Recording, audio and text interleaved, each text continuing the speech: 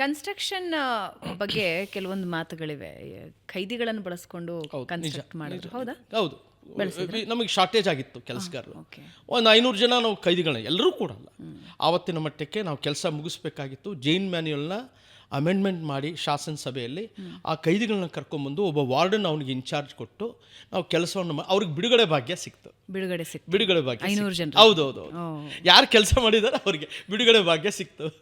ಎಷ್ಟು ಸಮಯ ತಗೊಳ್ತು ಇದು? ಸಮಯ ಸುಮಾರು ನೀವು 52 ಅಂತಂದರೆ 4 ವರ್ಷ ಆಯಿತು ಕಂಪ್ಲೀಟ್ ಮಾಡ್ತಾರೆ. 56ಕ್ಕೆ 1956 ವಿಜಯದಶಮಿ ದಿನ ಹೋಮ ಹವನ ಮಾಡ್ತಾರೆ.